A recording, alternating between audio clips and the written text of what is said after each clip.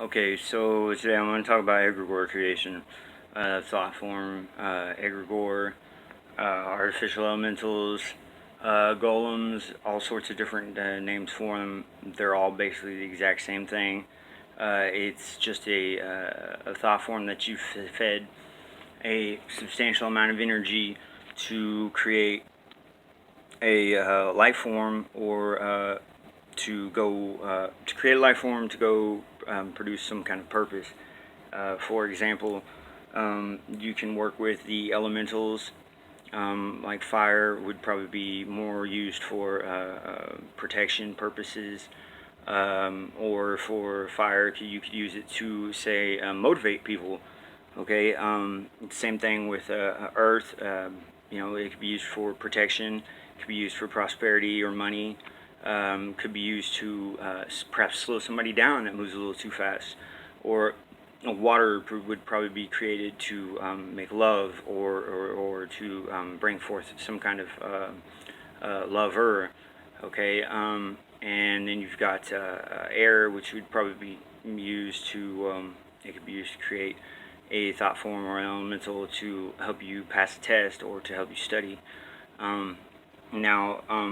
Artificial elementals or egregores are a more advanced type of magic, simply because you're creating a life form.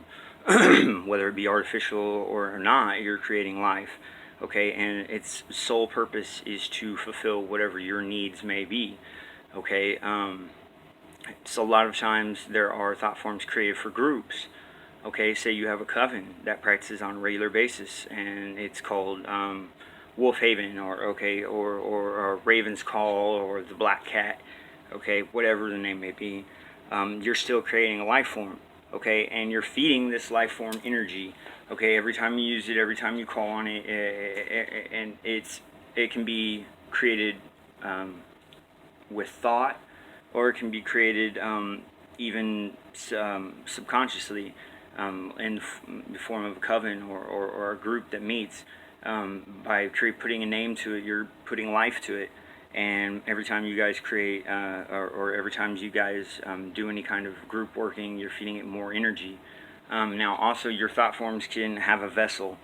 Okay, perhaps, for example, like this little container right here.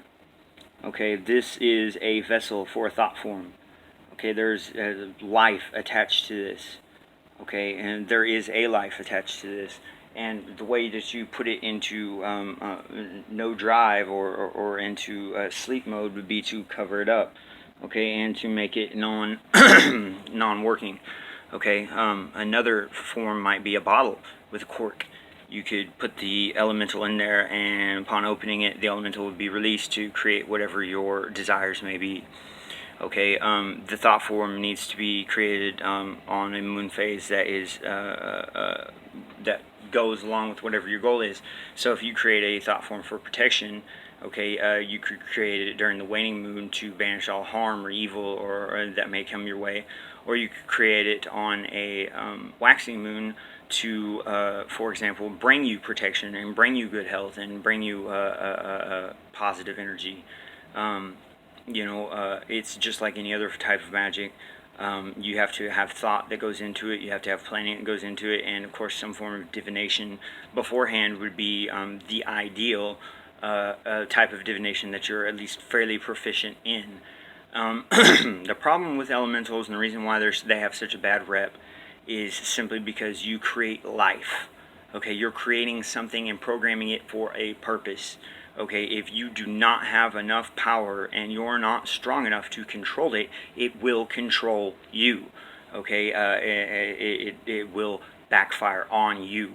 Okay, and even if you are powerful enough, even if you do put enough energy into it to achieve its ends, it can still backfire on you, which would be why you would need to log everything and all the information about it, and perhaps do a counter spell, or a disbursement spell for it. Anytime you create an artificial, you need to name it. That name needs to stay just yours. Okay, you're the only one that needs to know that name. You're the only one that should know that name. Okay, because that name is power. That name controls it just like anything else.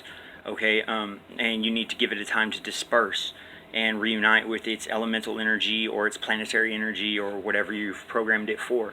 Okay, and you need to give it a time that's purposeful for its cause. Generally speaking, one moon cycle is good if you don't know another time to do it. So say you did it on the full moon, you'd want it to disperse by the next full moon. Okay, now this is just a short video of some of the things I know, and I'm just sharing some knowledge with you. Anyways, if this is something that you like, click on the ads, of course, and let me know by making a post. Thank you so much. You have a great night.